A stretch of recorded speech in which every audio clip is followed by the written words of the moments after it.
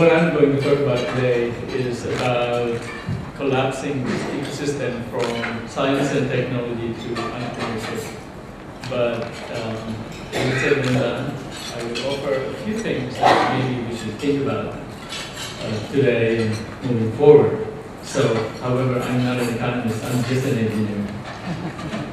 And I worked my way through design and management, of course, entrepreneur and now venture capitalist. So that's quite a bit of experience, especially in Silicon Valley, but there are life's lessons there along the way. But let me go back a little bit. As Vicky mentioned, 12 years ago, Vicky and Fernando started Ayala Foundation USA in the Bay Area, San Francisco. And they asked me to be on the board, which, after learning about the cause, it's about time. So I became a board member.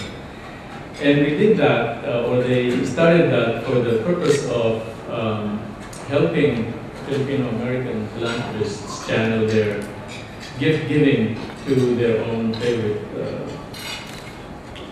project here, with a lot of good governance, of course. And a lot of this, except for a few educational gift-giving scholarships, for example, are fairly humanitarian when there are disasters. PhilDev or Ayala Foundation then tries to help, and that's good. And we will continue that simply because there's a lot of need for that here. However, in a board meeting about 2-3 years ago now, we talked about the status of the foundation moving forward, and we made some conclusions. I put out the idea that there's simply not enough wealth, for example, from Filipino Americans in the U.S., regardless of how much they give, to affect poverty here. And let's just face it, we still have a lot of poor people here. And that moving forward, we really need to think strategically about some of the things that Ayala Foundation should do. We then renamed it to Philippine Development Foundation or PhilDev. And so from a strategic point of view, we then did some research and looked at how we can attack poverty in the country. And we did not do the results, but we did a lot of reading on experts who did the research. And that research was based on observations of 13 countries after World War II that became developed. And they came out with a few fundamental observations. And research has shown, their research, which we found, that in any economy, sustained high growth happens due to a number of common attributes, such as a functioning market system, high levels of saving, both public and private, investments, of course, resource mobility, and political leadership and its ability to deploy the right infrastructure and business policies. However, it is the resources, they found out, of the global economy that stand out as the driving forces in sustaining high growth in a developing economy.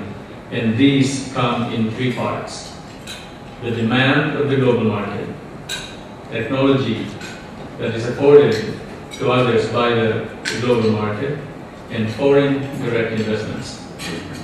It is important to know that in a relatively poor economy, the global economy is huge.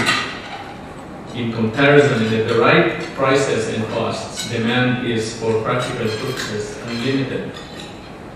To quote that report from the Commission on Growth, once the challenge of identifying industries in which the country can invest in acquiring a comparative advantage is met, growth in exports will not be constrained by demand, and growth in the economy can occur at a rate determined by the savings and investment rates.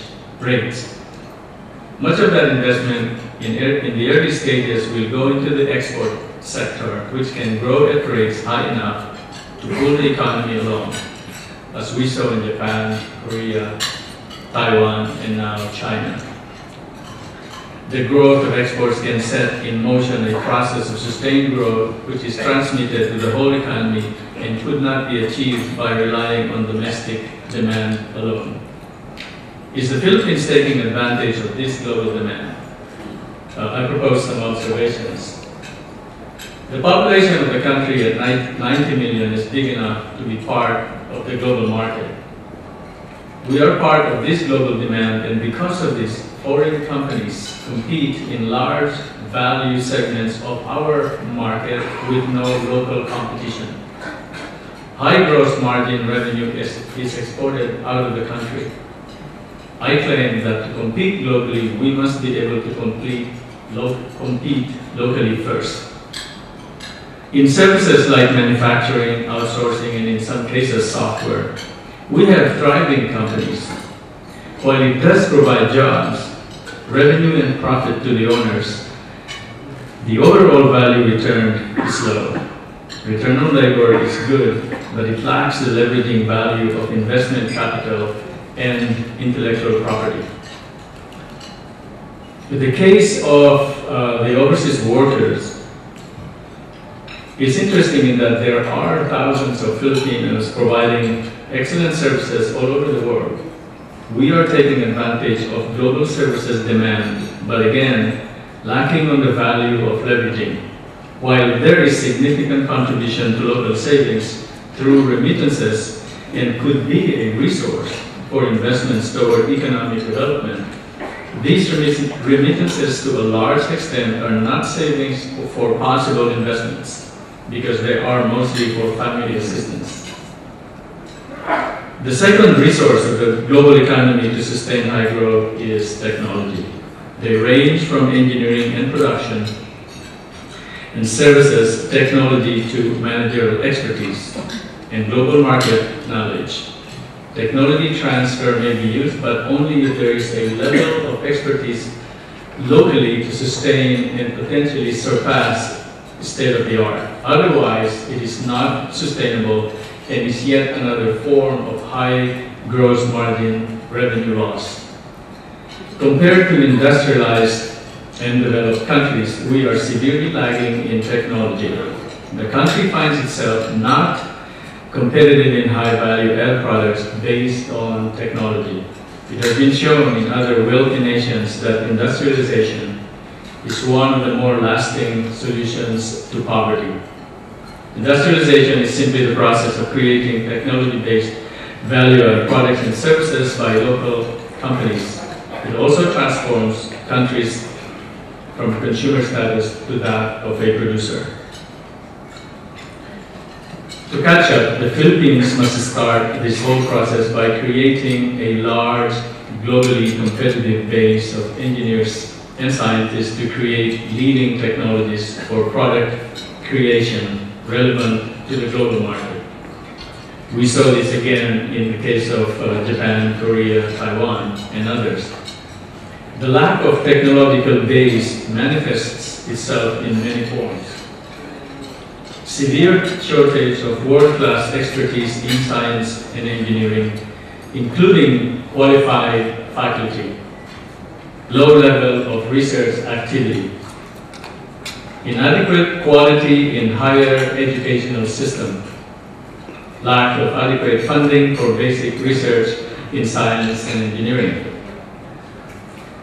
Now, it's hard to say this, but it is there. So, a few of us through discussion forums and meetings by concerned stakeholders, there is now a realization of the situation by government, industry, and academia.